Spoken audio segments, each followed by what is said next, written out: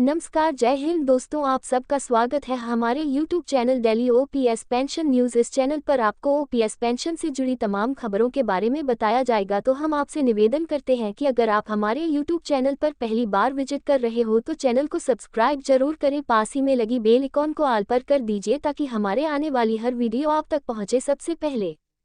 OPS NPS, केंद्र ने खत्म किया एनपीएस और ओपीएस का ये अंतर, वित्त मंत्रालय ने इस श्रेणी के लिए जारी किया आदेश। भारत सरकार के वित्त मंत्रालय के व्यय विभाग के तहत केंद्रीय पेंशन लेख कार्यालय द्वारा दी 18 दिसंबर को जारी एक कार्यालय ज्ञापन में ये बात कही गई है। केंद्रीय सिविल सेवा पेंशन नियम 1972 अब केंद्रीय सिविल सेवा पेंशन नियम 2021 के तहत पेंशन फैमिली पेंशन की प्रक्रिया पूरी होती है। केंद्र सरकार में पुरानी पेंशन बहाली और एनपीएस को खत्म करने के लिए आंदोलन हो रहा है। सरकारी कर्मचारी जनवरी में भूख हड़ताल और उसके बाद अनिश्चितकालीन हड़ताल की तैयारी कर रहे हैं। दूसरी तरफ भारत सरकार के वित्त मंत्रालय ने ओपीएस व एनपीएस के बीच का एक अंतर खत्म कर दिया है। नेशनल पेंशन सिस्टम एनपीएस में इनवैलिड यानी विकलांगता पेंशन और फैमिली पेंशन के मामले में जो पेंशन भुगतान आदेश पीपीओ नंबर जारी होता है उसे एन सीरीज के तहत जारी किया जाता है। अगर ओपीएस से जुड़ा कोई केस है तो उसमें इस तरह का कोई अक्षर जिससे उसकी श्रेणी का पता चले जारी नहीं होता है। एनपीएस में पीपीओ नंबर जारी होता है तो उस वक्त एन लिखा जाता है। अब यह विभेद खत्म कर दिया गया है, यानी विकलांगता पेंशन या फैमिली पेंशन की फाइल पर पीपीओ नंबर जारी करते वक्त कोई विभेद नहीं होगा। अब एन श्रेणी हटा दी गई है।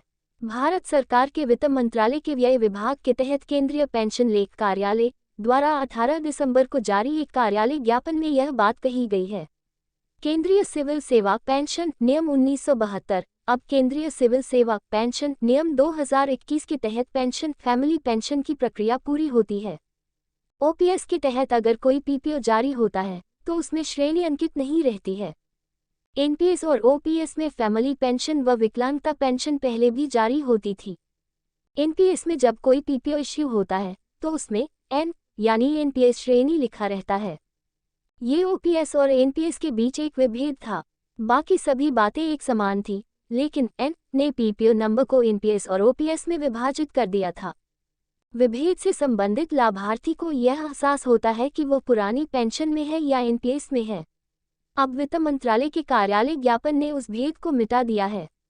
अगर अब कोई भी इनवैलिड फैमिली पेंशन का पीपीओ नंबर जारी होगा तो उसमें एन नहीं लिखा होगा। भले ही कोई केस बोर्ड आउट होने का है या फैमिली पेंशन का है, अब पीपीओ जारी होने के दौरान ओपीएस वाला नियम लागू होगा। पीपीओ जारी होने में कहीं पर भी एनपीएस नहीं लिखा जाएगा।